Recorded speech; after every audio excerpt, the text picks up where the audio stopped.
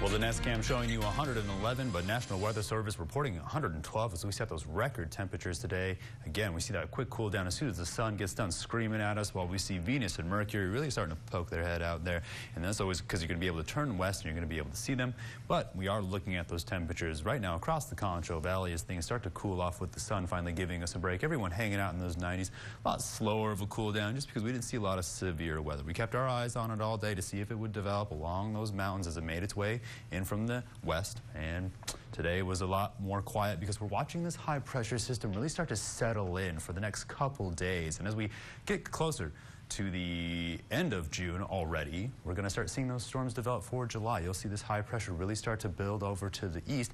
And we always tend to see southwesterly winds on this side of high pressure. And then of course we're looking at this very interesting area of equal pressure towards this high pressure system, saying we could see a lot of that stormy weather make its way in. You're going to see this storm really pull that moisture off to the east, but you're kind of seeing how this moisture is making its way up over those mountains. And when we look at satellites, we often see a lot of that stormy weather, or at least clouds and convection around that region just off the west coast. We'll keep our eyes right here and you'll see it just kind of boil up a little bit. But that high pressure really going to stay over the Concho Valley, all of Texas really, as you're going to see these storms really move down that sort of pattern we saw earlier, this like path. And so we're seeing that severe storm outlook for Sunday today, really staying to the east of Texas. And then we get a good look at those stormy conditions, even the satellite right now showing you just kind of how it correlates. So you're getting an idea of temperatures, what to look for, how the pattern kind of develops, and where they're deciding where to put this severe weather. Look at that line of thunderstorms really push through. But across Texas, nice and quiet. Might have seen a couple rain showers here.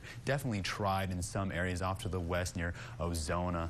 So we don't really see a whole lot right now because that high pressure is really starting to settle in. We even get a good look at the high-res radar where even yesterday we saw those storms pushing through pretty quick. Today, a little more quiet because we did pull a lot of the heat out of the atmosphere. Not saying we didn't set any records today, which would be very conducive with post-frontal conditions. So we are seeing those temperatures really across the board, 90s right now. Seeing a bit cooler to the southeast, warmer to the northwest, so a little bit more typical of what we would see around this time of the year when we say, hey, what's the pattern we're looking for more of a summertime. But we're getting a good idea of those dew points and those humidity levels right now because we saw those storms push out, watching that high pressure push over, and of course the sweltering heat really cooking us out there, drying things up very, very quickly. High-res futurecast is going to show you that most of those clouds really going to stay out of our area. We're going to see those temperatures really kind of slowly drop down to those lower 80s, and then we're going to see that warm up again tomorrow, where we're going to say anytime it touches around 103, you heard me say it all day, you're seeing those heat advisories, excessive heat warnings.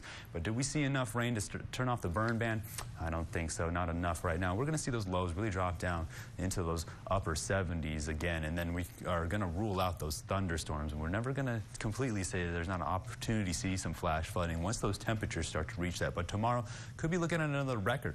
We're saying, hey, it could get up to about 111 today, 112, got pretty close, but again, seeing those record temperatures. High pressure really going to settle in, showing you that, hey, we're going to continue to see those opportunities when we're talking about the moisture tracker to see some of those severe weather storms or those more moist air make its way in over the mountains into our region with that southwesterly flow.